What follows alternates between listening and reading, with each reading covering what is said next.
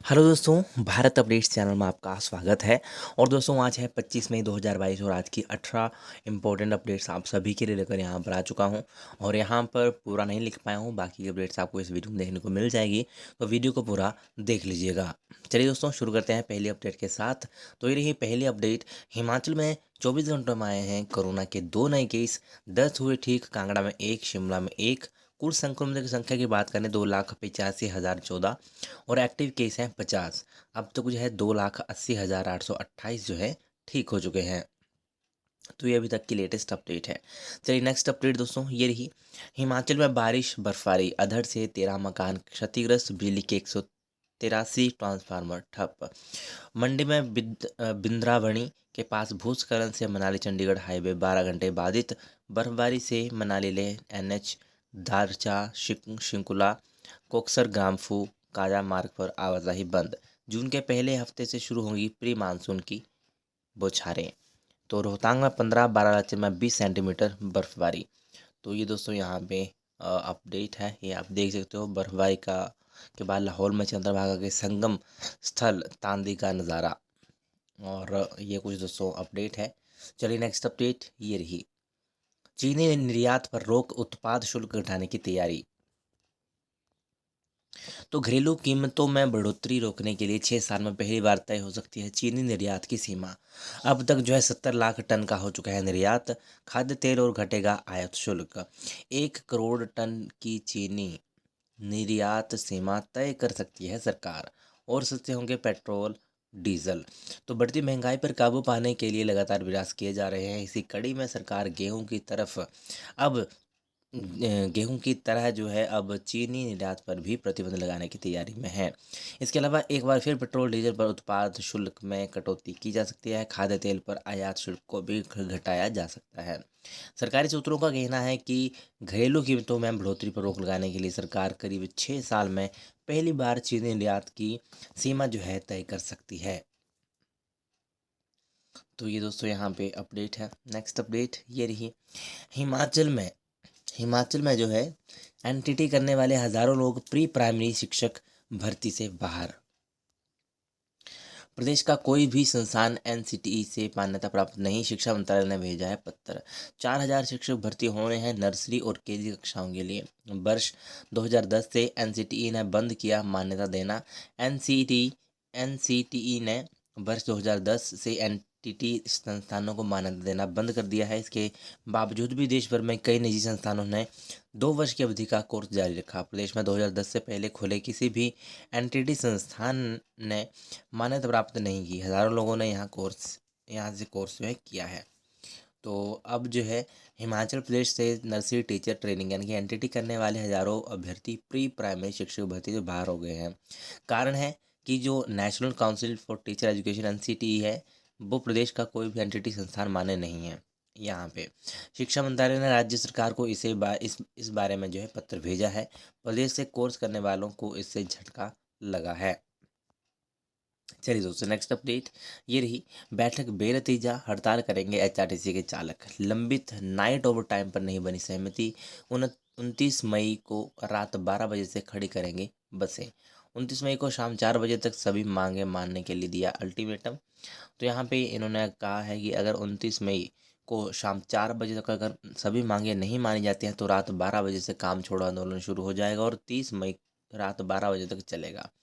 Union छठे वेतन आयोग की सिफारिशें जो है लागू करने और 2006 से ओवर टाइम एक मुश्त देने की मांग यहाँ पे कर रही है। चलिए दोस्तों नेक्स्ट अपडेट ये रही। अब स्नातक के समकक्ष योग्यता से नहीं बन पाएंगे राज्य सचिवालय के क्लर्क।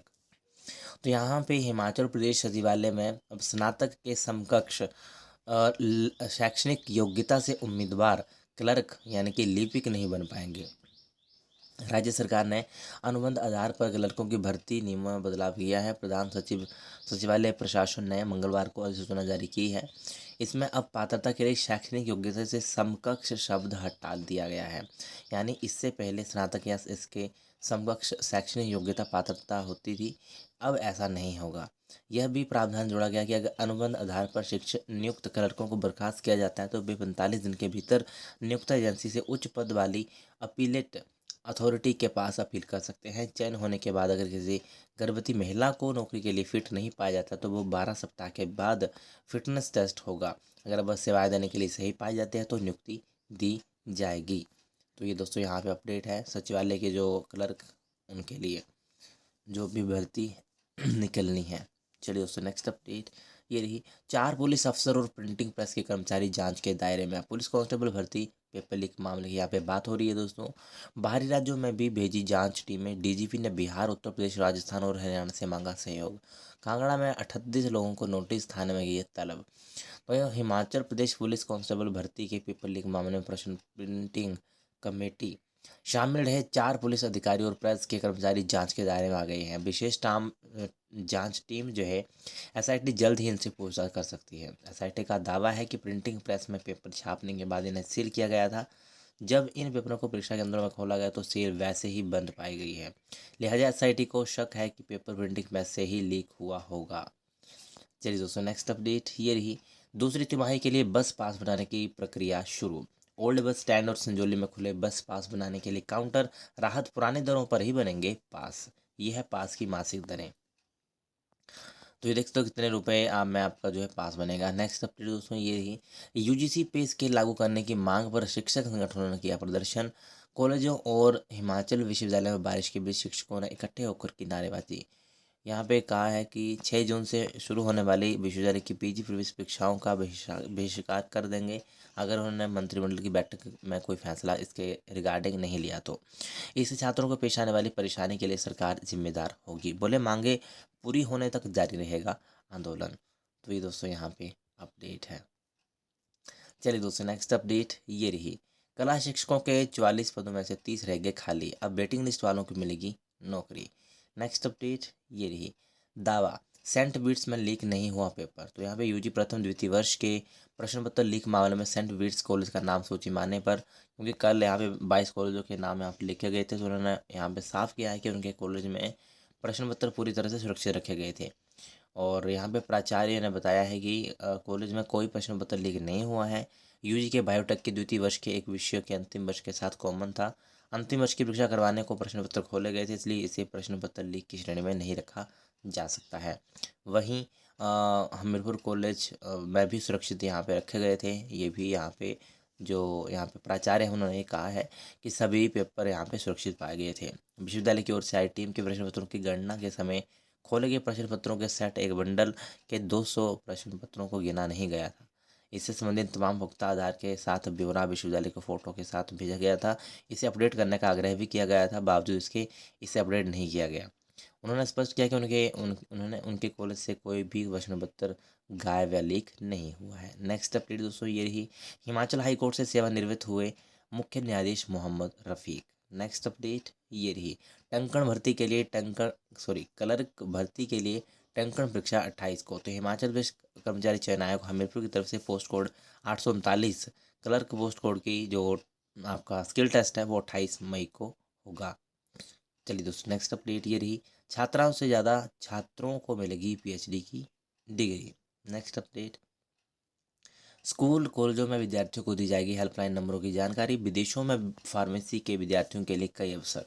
उच्च शिक्षा निदेशालय ने सभी प्रिंसिपल और जिला उपनिदेशकों को जारी किए निर्देश। निजी और सरकारी शिक्षण संस्थानों के नोटिस बोर्ड पर नंबर लिखने के लिए कहा। नेक्स्ट अपडेट ये रही। लोक सेवा आयोग की वेबसाइट हाफी दिन भर अभ्यर्थी परेशान। कॉलेजों में 548 असिस्टेंट प्रोफेसरों की भर्ती के लिए नहीं हो पा रहे हैं आवेदन। 26 मई है आवेदन का आखिरी दिन। अभ्यर्थियों ने तारीख बढ़ाने की उठाई मांग। नेक्स्ट अपडेट दोस्तों ये रही। प्रथम वर्ष के विद्यार्थियों के दस्तावेजों का सत्यापन करेगा एनआईटी हमीरपुर। कोविड काल में दाखिला लेने वाले विद्यार्थियों के दस्तावेजों का नहीं हुआ है सत्यापन। 29 मई से 3 जून के बीच होगा सत्यापन। संस्थान में 10 विभागीय टीमों का गठन।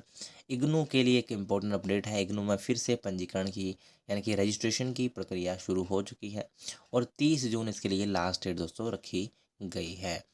ओके, तो जो कोई यहाँ पे रजिस्ट्रेशन करना चाहता है इग्नू में तो आप यहाँ पे कर सकते हो। ठीक है, 30 जून इसके लिए लास्ट डेट है। बाकी वीडियो अच्छी लगे तो लाइक शेयर, चैनल को सब्सक्राइब जरूर करिएगा मेरे लेटेस्ट अपडेट्स के लिए। Thank you.